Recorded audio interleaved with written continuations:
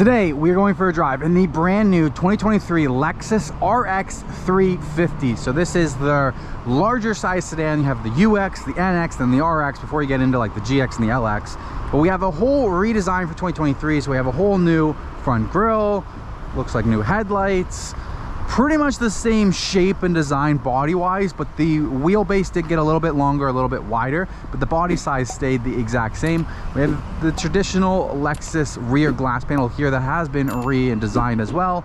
New tail lights, whole new generation. Full power tailgate option, lots of space, privacy cover that does come forward, and then there is the seat drops right there, full powered. The back corner, the fender is body painted and has that little bit of sticking out there for Canadian regulations. Now this one is interesting because this one is, I believe, the luxury level 2. So the seat, black, comfy. I have the driver's seat in a good spot. We have tons of leg room, tons of headroom. I'm about 6 foot, very large panoramic glass sunroof. At the back, looks like we got rear heated and ventilated. Wait a second, the Lexus has ventilated rear seats.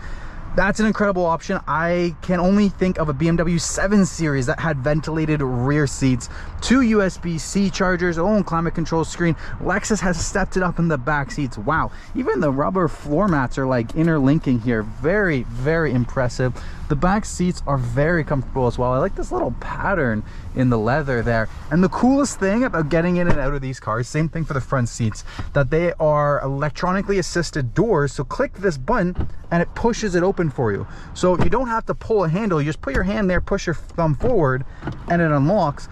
And there is a safety that if power or anything leaves, you can pull this handle out twice and it unlocks the car door for you. That is an amazing feature and I'm very impressed with. You have comfort door access on the inside and the outside of the car. The whole interior has been redesigned. We have these beautiful bucketed leather seats. And I do want to pop the engine bay because Lexus has finally moved over to a turbocharged engine. Where, how, and where do I lift this thing? There we go. We finally have hood-powered shocks, and this is a 2.4 liter 4-cylinder turbocharged engine. This is replacing Lexus's old 3.5 liter V6. So they're finally in a smaller turbocharged engine and actually a pretty big 4-cylinder considering most people put, or most manufacturers are putting in 2-liter turbocharged engines. This is a 2.4. So now I'm excited. Let's go for a test drive. We're gonna take this car on the highway. We're gonna take it on the side streets, get a vibe for it. I like how this center dash is like this design and this gauge cluster is like waving in as well. I think Lexus has done a fantastic job with this brand new generation RX. And the transmission controller, very short, very stubby, but I like that it's a hand resting place and you just push to the left and down and then we're in drive. Now we're gonna head on to the Don Valley Parkway and get a feel for the acceleration on this. One thing that I love about Lexus's and Toyota is their standard safety systems that come with the car. So this car is gonna have automatic high beam assistant, it's gonna have pre-collision, it's gonna have blind spot monitoring, and active stop and go radar sensing. Cruise control are all standard features part of Lexus's safety package. So I love that, I love that. I think every manufacturer should have active stop and go cruise control as standard, because it is such a big feature in today's cars. Now I do notice we have a more low-key wood trim here than Lexus used to have. They used to have a black, brown, gloss brown wood trim all around the top. Now it's like a black wood trim that's only half the steering wheel on their luxury package. And then of course you have the F Sport package, which is the sportier side to it. But yeah, I'm loving this whole new redesign for the infotainment system. I think Lexus did a very good job. I remember their previous generation infotainment system was absolutely terrible. You'd want to plug in for Apple CarPlay right away. I have not got Apple CarPlay vibes right away on this one, and we have standard navigation. Now let's do a highway acceleration test.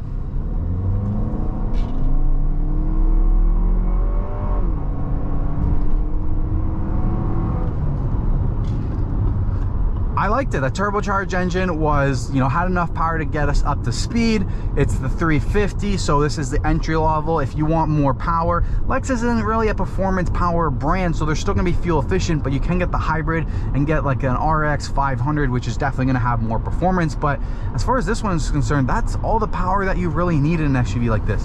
When you're going to Lexus, you're not buying an Audi, you're not buying a Mercedes, you're not buying a BMW, you're not going for power orientation. I feel like Lexus is closer to Mercedes, where they're trying to just be a pure luxury more than a performance vehicle, and I am feeling pure luxury on the inside here. This completely redesigned, like the vents over here are nice, this massive infotainment screen, very centered push button engine start off. Your climate control is put into the digital screen, so a lot of people are harping on BMW. They did a terrible job with their climate control system. Well, Lexus has kind of done the same thing here. We just have a physical button for the temperature. Everything else is touchscreen, but it's not as bad as BMW, I think, because it leaves everything right there, where BMW's menu kind of disappears, but it's still touch buttons. We have a nice holder here for our phone, USB-C ports, 2 cup holders, lots of buttons here for parking brake and automatic hold and your traction control, center console for extra storage. I like this whole black vibes interior, the way that the dashboard goes there, very large panoramic glass sunroof. I am feeling extremely comfortable inside this Lexus. We have lots of controls. I will say some manufacturers are going towards less controls. That's not Lexus. Like, we've got buttons over here for the memory save seats, the trunk, your mirrors. You've got so many buttons on the left side of the steering wheel, so many buttons on the right side of the steering wheel, and one of those is the cruise control. So let's turn on the cruise control. There we go. We now have cruise control. It is lane keep assisted and monitoring. So we're going to turn this up to cruise control is set, press and hold. Goes up in 5 increments. We're set at 110, but we're just following this truck. And it's hands-free, lane keep assisted. Now, it doesn't want you to keep your hands on the steering wheel. So you're going to see a prompt soon here to asking us to put our hands back on the steering wheel, because it's lane centering. It's not autopilot. It's actually been quite a while before it's asked me to put my hands on the wheel. There it is. So it needs to sense your feedback, just letting you know that you're still alert and you're still in control of the vehicle. It's just an assistance device, not taking over, but it's nice to have that radar sensing right away. We do have ventilated front seats, so that is amazing. We're going to activate those ventilated front seats. Let's test out the navigation system. I don't see a spot here to enter in a destination point, and that's probably because we're driving. So you hit this voice command, navigate to Lexus Downtown.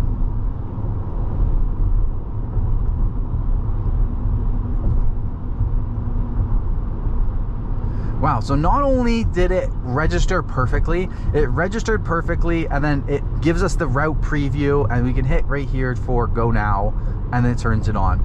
So Lexus has stepped up their game with their onboard navigation. This is actually usable. This doesn't actually make me want to go to Apple CarPlay right away, which is a huge plus. You also can go into vehicle settings, and there is one here, kind of like your favorites. So let's do sport mode, and when we go around to go drop back down, we will test that out. One thing that I found cool, almost every manufacturer has a max AC, but I have never seen anybody have a max heat button. So in the wintertime, you turn on max heat and it'll just make everything as hot as possible, as fast as possible. That's amazing. That's another plus. So we got ventilated rear seats, max heat. I'm seeing a lot of things that I've never seen in any other manufacturers yet. It's cool to see. Heated steering wheel button is over here. It'd be nice if it's actually on the steering wheel button, but it is what it is. I just can't get over how well this large infotainment screen has been put together. I'm very impressed with it. Vehicle information, drive modes, kind of what we were in before with Sport Eco. You can go into actual settings, general settings, Wi-Fi settings, all those other settings. So you have your vehicle settings and then lots of other settings. All-wheel drive is letting us know which wheels have traction. That's pretty cool.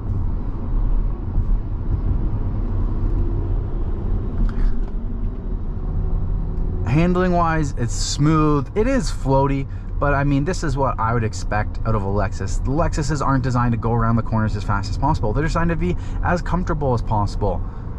Improved luxury. Lexus's motto is always improving, and I think they have nailed that with this car. I am super impressed with this new generation RX350. I like how on the left side of your infotainment or your gauge cluster, you can select which information you want to see. So do you want to see the navigation? Do you want to see your adaptive cruise control assistance? Do you want to see any messages? And yet you have that very focused center gauge cluster with the RPMs and the speed in the center. I like that. Digital speed is all you really need nowadays. So we're in sport mode. Merge on. We have blind spot monitoring, so that's good. Let's get a little bit of space here.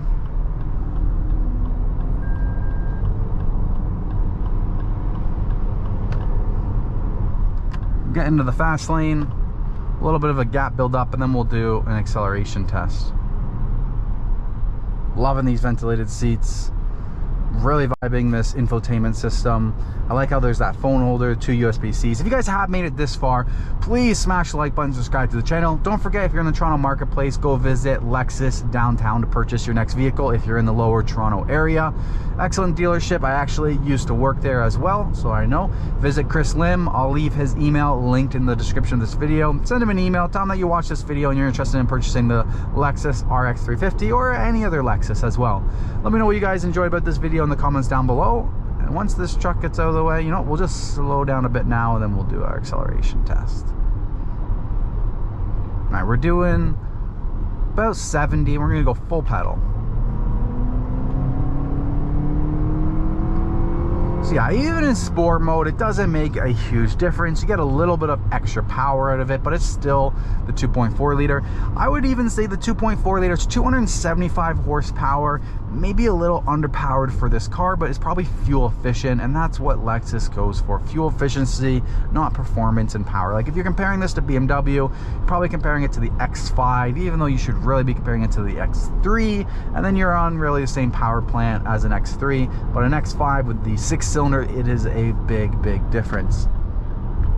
But I feel like the RX fits in right in between the X5 and the X3.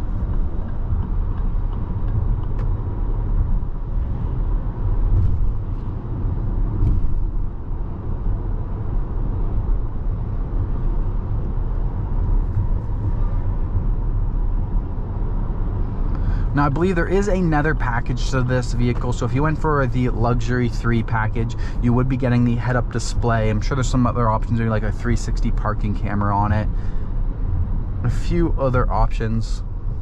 So we know cruise control's on the right, and then we have more of the gauge cluster adjustments on the left, as well as volume control in your telephone.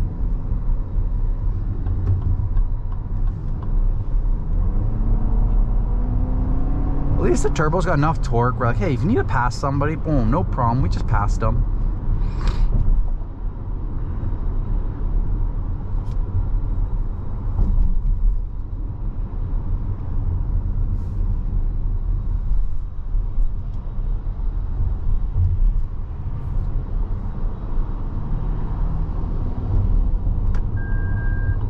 So we're getting an alarm noise there for the blind spot monitoring. It's also flashing on that mirror over there.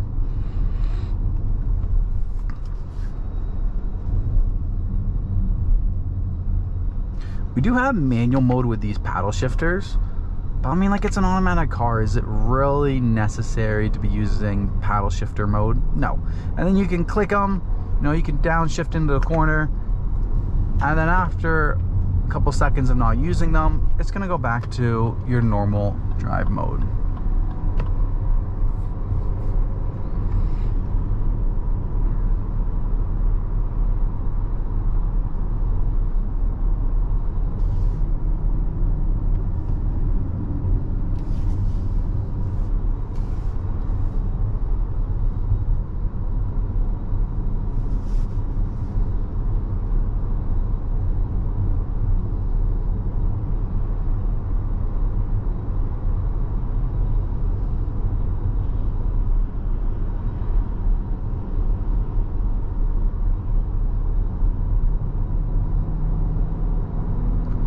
Are you considering purchasing the RX350? Then let me know in the comments down below if you found this video useful. I'm trying to give you guys real feedback of what it's like to be on an actual test drive without a huge production budget. Just a simple point of view of an RX350 2023 model. I think Lexus did a great job making this new generation RX350. Now we're waiting at the light. We can play around with it a little bit. The infotainment system, so car, drive mode, driving assistant, so all of the safety system, lane departure alert, intuitive parking assistant, parking support brake, blind spot monitoring, safe exit assist, rear cross traffic alert, rear camera detection, proactive driving assist. I don't know what that is. We're going to turn that on. Roadside assistance, pre-collision system, so you can go through and turn on and off all of these features. Trip information, tire pressure, vehicle alert, current driver. So now Lexus has the driver profiles, following suit with a lot of other brands. Personal information, Bluetooth and devices, general notifications, Wi-Fi, display, sound and media, navigation, vehicle customize, kind of illumination, doors, lights. Got to be parked for, go through all of those settings. I will say it's nice that it doesn't completely lock you out of everything. Last generation, if you were driving with Lexus's infotainment system, you're just locked out. Nope, not doing anything.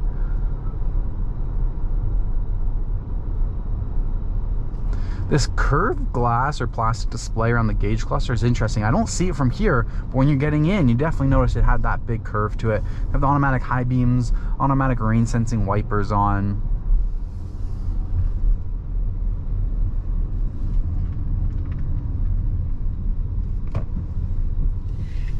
Oops.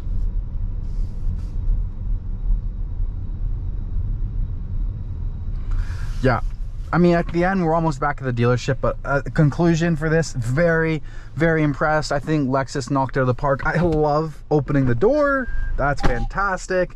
I love this larger infotainment system. I love how the engine start stop is just right at the top. I kind of could be hidden, but I like how it's not. Most of them have it like down behind here or like down here. Maybe a good place for that button would have been like around here. This seems like a little bit of bulky. Like, what does this button even do? What even just happened? Like a vehicle with a tree. I don't know what that button does. Maybe it's off-road button or something. Vehicle descent button. Auto hold brake feature, that's super nice. We're relaxing the foot. Love the new steering wheel design. I literally can't hate on anything in this car. It does exactly what it's supposed to be, a luxurious SUV, and that's what it is. We've got a fuel efficient turbocharged engine, not a crazy amount of power, a good infotainment system, a good driver's cockpit, ventilated rear seats, absolutely amazing. Plenty of rear space for actual adults. This car knocks it out of the park in every aspect.